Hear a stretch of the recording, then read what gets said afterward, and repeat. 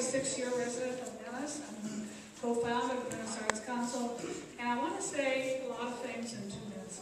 First of all, I think a lot of the problems that we have in Venice with the traffic, congestion of the tourists, the parking problem, is because our legislators have not enforced the laws and the ordinances. And I think it all started with the 6-foot fences. We have a 42-foot fence. That ordinance was not enforced, and people are alienated from one another. I walk down my street, and more of these high fences go up. Nobody knows who lives there. They don't know who lives where I live, and that's how you keep crime down. And to me, all this is starting with that. Our legislators have not enforced the laws about the high fences. They have not enforced the laws about restaurants not having enough parking. They have not taken care of the problem of too many cars and no place to put them. And we now have a problem where we have homeless people who are in dire need of help, and they're taking 21 police people and throwing them out of Venice, towing them away, doing all these things. We have hate groups that are threatening people like me who speak up for the Venice homeless. Did you know that's going on? There's a group of really nasty people in Venice. It's become a terrible, hateful place where we used to be a place of love. So I want you all to think about that. And I want you to think about the fact that we need to pressure the people that are making these laws to enforce them instead of making new laws to fit everything. There's also an idea. We have 400 blocks in Venice. The blocks that are not as populated. We could adopt a motorhome. We could adopt a motorhome and help them take care of their business. We could have facilities, we could go around and help them with their waste and so forth until we figure out other things. Throwing them out is a crime. I also want to talk about... Time's up. Thank you very much. Haiku poetry. Thank you very much. Nick Antonicello, please.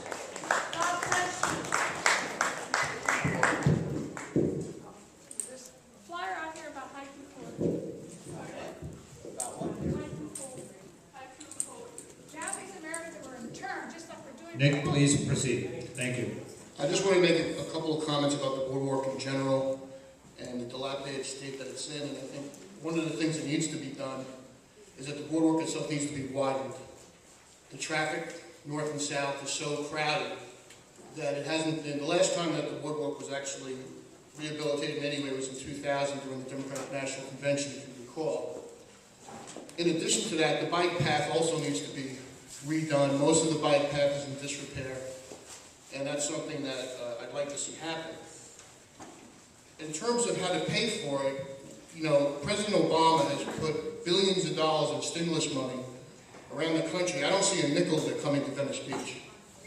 I don't see anyone at the federal, county, state, or local level dedicating any money to Venice Beach with this federal stimulus dollars. And one last point I want to make, and I've made it several times as I come to these meetings. It is inexcusable that elected officials do not attend these meetings. I don't know why Councilman Bill Rosendahl doesn't have the time to come to these meetings. He's the highest paid city councilman in the United States at $180,000 a year. If we can all come here and take the time out of our days to speak, why doesn't he come to these meetings? And I want the Venice Neighborhood Council to pass a resolution requiring him to come to at least one meeting a year so that the people who come to these meetings can ask him questions, as opposed to having to go downtown to actually see this guy actually represents us. Thank you. Thank you very much. And just ladies and gentlemen, for the record, as the moderator, I had requested that none of the elected officials come tonight because this is your night to tell everybody here what you feel the issues are in this community and solutions to what the issues are, rather than make it a point where the elected officials take over your meeting and don't give you the necessary time to have all of your speaker cards heard. So it will be addressed, and at the next meeting, hopefully, when there's solutions and all of this has been gone through, you have elected officials, deputies here, and at that point, hopefully, they will come down to talk to you about the solutions as well. Thank you. Steve Burns. Good evening, thank you very much.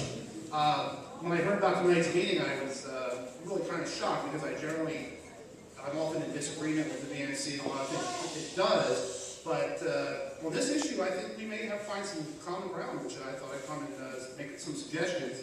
On the sewage issue and the restroom issue for the public in general, everyone, especially up around Oceanfront Walk, but also even back a few blocks. I'm like 3.5 blocks back, and I know on weekends, that's when we have the issues of people urinating back in our dumpsters and all like that. It always stinks bad on Saturday morning and Sunday morning. I've never had the problem really on a Tuesday night or a Wednesday night.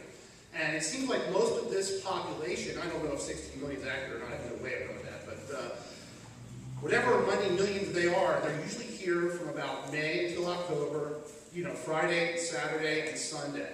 And I mean, it's a great attraction. I think it is a great tourist attraction. And my thinking along that line was, if you've been out to maybe like a festival like Coachella, I myself, I've lived here 5 years. I used to always go to the Preakness horse race. They bring in the really well-designed temporary bathroom facilities.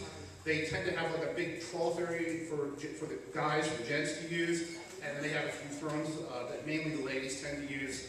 It helps increase the capacity of the throughput of people. So because people that have to wait those long lines, and I see them every Sunday afternoon when I take my walk and all like that, you know, they're the ones, and I'm not saying they're doing it, but they're the ones that are going to tend to go, the hell with that line, I'm going to use a bush when I walk back or whatever.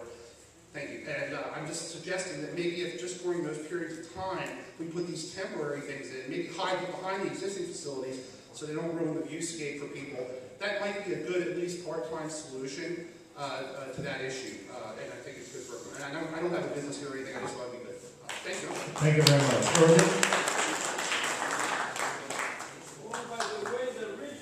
Hi, good evening, ladies and gentlemen. My name is Irving Scott Kidd. You might know my mother. Her name is Miss Bertha Kidd. She was the first cat lady on that end. Yeah, and I am so here to give my support and everything. I totally agree with you guys, on, like defecating, in people alleys, in their doorways and everything like that. But what I am here to do and what I'm going to say, I am here to give my utmost support and whatever I can do for this cause, I am totally with it. It ain't about the money. Of course I come for money. All right, that has nothing to do with it. All right? But I'm here to support what we got going on here, you know what I'm saying? Because this movement, I mean, they look down on the homeless people as though like everyone is just in the world in the way, which you're not, okay? I know you have to have compassion, you have to give and all that, but look, only thing I'm saying is, whatever I can do, I'm here to support, all right? And Abraham, that brother over there, I know him very well. So whatever I can do, I will give to the most, and I will support. And I'm Irving Scott here. Thank you. Bill Super?